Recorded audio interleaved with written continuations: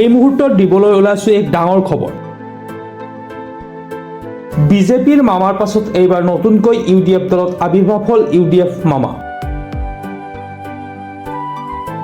দীৰ্ঘদিন বিৰতিৰ পাছত ৬গৰাকী দলীয় বিধায়কক লগত লৈ ৰাজনীতিৰ পথাৰত ভুমুকি মাৰিছে ইউডিএফ দলৰ কেন্দ্ৰীয় সভাপতি তথা প্ৰাক্তন সাংসদ হজৰত মৌলানা বদৰুদ্দিন আজমল। অসমৰ দৰিদ্ৰ নিষ্পেষিত লাঞ্ছিত বঞ্চিত জনগণৰ হৈ সদায় মাত মাতি অহা দল ইউডিএফৰ প্ৰতি আকৰ্ষিত হৈ বিভিন্ন দলৰ পৰা দিনে নিশাই যোগদান কৰিছে ইউডিএফ দলত। যাৰ পৰিপ্ৰেক্ষিতত আজি ৫ নং পৰ্বতজোৰা বিধানসভা সমষ্টিত ইউডিএফ দলে অনুষ্ঠিত কৰিলে এক বিশাল যোগদান কাৰ্যসূচী। এই যোগদান সভাত এসময়ৰ কংগ্ৰেছ দলৰ সংসদীয় সচিব তথা দুবাৰৰ বিধায়ক আবু তাহেৰ বেপাৰী ডক্টৰ বাহাৰুল ইছলামৰ লগতে বিভিন্ন দলৰ পৰা আনুষ্ঠানিকভাৱে আজমলৰ হাতত যোগদান কৰে ইউডিএফ দলত। উক্ত যোগদান সভাত উদাত্ত ভাষণত দলৰ গাঁৱৰ বিধায়ক মুজিবুৰ ৰহমানে কয় যে আমি এনেকুৱা সাংসদ বনাইছো যে সংসদত শুদ্ধকৈ হিন্দীত কথা ক'ব নোৱাৰে। হামাৰা নাম ৰকিবুল হুছেইন হাই বুলি তীৰ্যক সমালোচনা কৰে। লগতে কয় যে হিমন্ত আৰু ৰকি এটাই। ইয়াৰ উপৰিও কয় যে ইউডিএফে কংগ্ৰেছ আৰু বিজেপিৰ বিৰুদ্ধে যুদ্ধ কৰিব লাগে। কংগ্ৰেছে অকল ইউডিএফৰ বিৰুদ্ধেহে যুঁজে। কংগ্ৰেছৰ দিনত মাক দেউতাক ভাই ভনী ভাৰতীয়, কিন্তু পৰিয়ালৰ এজন বনাইছিল বাংলাদেশী। তৰুণ গগৈৰ ১৫ বছৰীয়া শাসনকালত মিয়া মুছলমানৰ নামত সবাতোকৈ বেছি ডি ভোটাৰ বনাইছিল বুলি অভিযোগ তোলে চেয়া সমষ্টিৰ বিধায়ক আশ্ৰাফুল ইছলামে। এই যোগদান সভাত মুখ্য অতিথি হিচাপে উপস্থিত থাকে ইউডিএফ দলৰ কেন্দ্ৰীয় সভাপতি তথা প্ৰাক্তন সাংসদ মৌলানা বদৰুদ্দিন আজমল। লগতে উপস্থিত থাকে বিধায়কক্ৰমে নিজানুৰ ৰহমান, হাফিজ বছিৰ কাছিমি, মজিবুৰ ৰহমান, আশ্ৰাফুল ইছলাম, নজৰুল হক, শামছুল হুদাৰ লগতে বহুতো দলীয় নেতৃবৃন্দ। সভাপতি আজমলৰ ভাষ্য আমাৰ হাতত আহি পৰিছে, সেয়া আপোনালোকক শুনাই লৈছো। পর্বতজোড়া আপনারা জানেন নতুন একটা সমষ্টি আর আমার আগর পুরানো সমষ্টি বিলাসীপাড়াত 50% থেকে বেশি আছে না 60-70% 1/3 আমারই আছে। আমি অহা যোৱা কৰিছো। এইবাৰ যেতিয়া আলগ হৈছে আমার তার মামার লগত আমার নজরুল ভাইয়ের মামা হিসাবে আমি সবেই মামা কব। আজি ভাবিলো, আজি খবর পালো বলে আমার ভাগিনা নয় আৰু ओनली 57, आई एम 70। बच्चा है मेरा, कल से अभी काला इसका बाल वाल काला कराएंगे। तो এইটো আমার কারণে আমি দেখিছো আমার ভবিষ্যতের কারণে ভাল একটা সিট। এইটো আমি তার মামা যদি আহিছে সবে মিলি আমি মেহনত কৰিলে এই সিটটো আমি উদ্ধাৰ কৰিব পাৰিম। আমাৰ খাতাত এটা সিট বাড়িব। আপোনালোকে আগন্তুক 2026 নিৰ্বাচন কেইটা সিটত প্ৰতিদ্বন্দ্বিতা কৰিব আৰু কেইটাত আশা কৰিছে যে আপোনালোকে? 30 to 35 আমাৰ নজৰুল ভাই বাৰবাৰ অ্যানাউন্স কৰি আছে।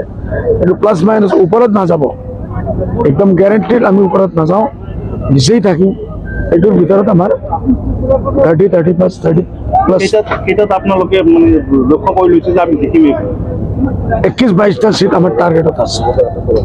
নম্বর ওয়ান সিট আছে। দেখা গৈছে যে অখিল গগৈ কিন্তু আপোনাক সমালোচনা কৰি কৈছে যে আপোনালোকৰ যদি বিজেপিৰ বি টিম নহয় তেতিয়াহ'লে আপোনালোকৰ দলটো ফিনিছ কৰি দিব লাগে, আৰু যদি নহয় তেতিয়াহ'লে আপোনালোকে বি টিম বুলি কৈছে। এক তীব্ৰ সমালোচনা কৰিছে, এক প্ৰকাৰ আপোনালোকৰ এটা অপবাদ দিছে। কি ক'ব? না আগে সি প্ৰুফ কৰক যে ই বিজেপিৰ বি টিম নহয়। এতিয়াই মোক ছ'চিয়েল মিডিয়াত মানুহ দেখাইছে যে সি গোপনীয় হেমন্তৰ লগত বহি আছে।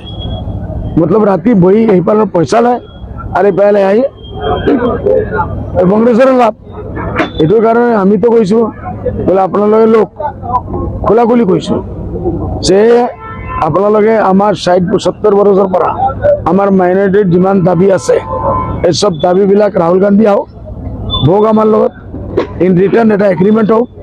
যদি এগ্ৰিমেণ্টে মানি লয়, যদি অকলে মিনিষ্ট্ৰী বনাব পাৰে, আমি নাথাকিলে বনাব পাৰিব, বনাবই লাগিব, বনাব লাগিব ক্ষমতা থাকিলে। যদি বনাব নোৱাৰে এই ডাঙৰ ডাঙৰ মাত কি ভাই? ঠিক আছে, আমি বাধা আছো না, আমি বাধা নাথাকিম, আমি আমার দল বন্ধ করে দিম। আহক আপোনালোকে লড়ক, এক সিটিয়া বিজেপির লগে ফাইট দিয়ক। পুরা বিহারত আপোনালোকের এই দুখ, মধ্যপ্রদেশের এই দুখ, মহারাষ্ট্রত এই দুখ, আপনার দিল্লিতে এই দুখ, যে আমার পার্টি লগত যদি কোনো पार्टी ना থাকিলে হয় আমি অকলে জুঝলে हम जीत जाते हैं। ये कांग्रेस का कहना है। यहाँ हम लोग मौका देते हैं आपको, आप लोग लड़ो, जीतो, मिनिस्ट्री बनाओ, लेकिन हमारा 60-70 वर्ष का तो हमारा नंबर 1, नंबर 2, नंबर 3 ये आपको पूरा करना पड़ेगा। देन वी विल, ये हमारा बिजनेस नहीं है, हम लोग सब छोड़ के बैठ जाएंगे, घर पे जाएंगे, अल्लाह अल्लाह करेंगे। আপনি আমাকে বিজেপি টোকা লগতে কৰি আছে অখিল গগৈ বিজেপি টোকা দি এই পয়সা মই যদি আজি কওঁ সি কেছ কৰি দিব কালি, আৰু সি যে ইমান গালি পাৰি আছে আমি তো কোনোদিন কেছ কৰা নাই। তাৰ এটা সিটৰ পৰা দুইটা সিট কৰিব পৰা নাই। 3 মাহৰ পৰা আমি দেখি আছো বাৰ্গেন চলি আছে কংগ্ৰেছৰ লগত, ইমান ভাল মিত্ৰতা লিয়ে যে দুইটা সিটও কংগ্ৰেছে এতিয়ালৈকে দিয়া নাই। জ্যোতিকো দুইটা সিটও এতিয়ালৈকে দিয়া নাই। আমি নিজে লাস্টে গৈ আমি নিজে রিকোয়েস্ট করিম, ভাই গৌরব ভাই আপনি এটা সিট আরো বাড়াই দিন, আল্লাহ বাস্তে দিয়ে নামান হয়তো নান যেহেতু 15টা সিট আছে কেইটাত আপোনালোকে ইউটিউব দলে প্ৰতিদ্বন্দ্বিতা কৰিব জি বিটিসি যেহেতু 15টা সিট আছে আপোনালোকে ইউটিউব দলে কেইটাত প্ৰতিদ্বন্দ্বিতা কৰিব না এইটো আমি ডিটেইলস বহা নাই। আজি তো আমি আরম্ভ করছো, আজি তো আরম্ভ করিলো না, দেখা দাও কি হয়। দেখা গৈছে আজি নগাঁৱত কিন্তু 17জনকৈ মানুহক বিদেশী ঘোষণা কৰা হৈছে আৰু সমহীয়া বিন্দুতে ৰাতিৰ ভিতৰত তেখেতসকলে ভাৰত ত্যাগ কৰিব লাগিব। এই ক্ষেত্ৰত ইউটিউব দলৰ সুপ্ৰিম হৈছে কি প্ৰতিক্ৰিয়া থাকিব? বুঝা নাই মই বুঝা নাই। তাৰমানে আজি ফৰেনাৰ আজি ময়ো খবৰ পোৱা নাই আজি ফৰেনাৰ আজি নগাঁৱত নগাঁও জিলা আয়ুক্তে 15জনকৈ মানুহক বিদেশী চিনাক্তকৰণ কৰা হৈছে আৰু এইসকলক অতি শীঘ্ৰে আজিৰ ভিতৰতে বাংলাদেশ বিতৰণ কৰাৰ যিটো নিৰ্দেশ দিয়া হৈছে, এই ক্ষেত্ৰত আপুনি কি ক'ব? 15জন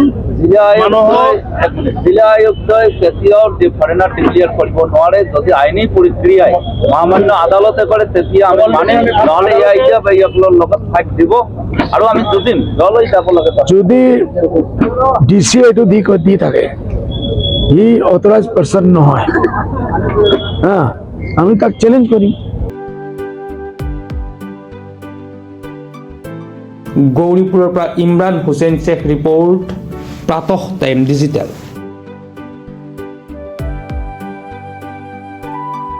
mobile plus physiotherapy wellness and rehabilitation centre দক্ষিণ কামৰূপৰ ব্যৱসায়িক প্ৰাণকেন্দ্ৰ বিজয়নগৰৰ লগতে VIP চক আৰু গুৱাহাটী মালিগাঁও পাণ্ডৱনগৰত থকা তিনিওখন ক্লিনিক বৰ্তমান প্ৰায় 20 বছৰৰ অভিজ্ঞতা পুষ্ট তথা এতিয়ালৈকে প্ৰায় 40,000 ৰোগীক সুস্থ কৰি তোলা ডক্টৰ পল্লৱীনাথৰ তত্ত্বাৱধানত চলি আছে।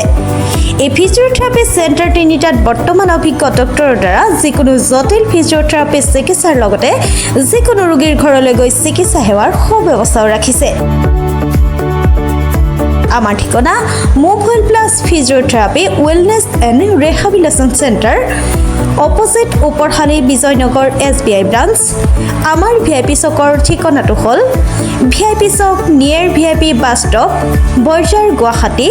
আমাৰ মালিগাঁও ঠিকনাটো হ'ল চেলাছ 360 physiotherapy and rehabilitation centre, Maligaon Pandavnagar, Guwahati 12। আমাৰ যোগাযোগ নম্বৰ হৈছে 8011744696।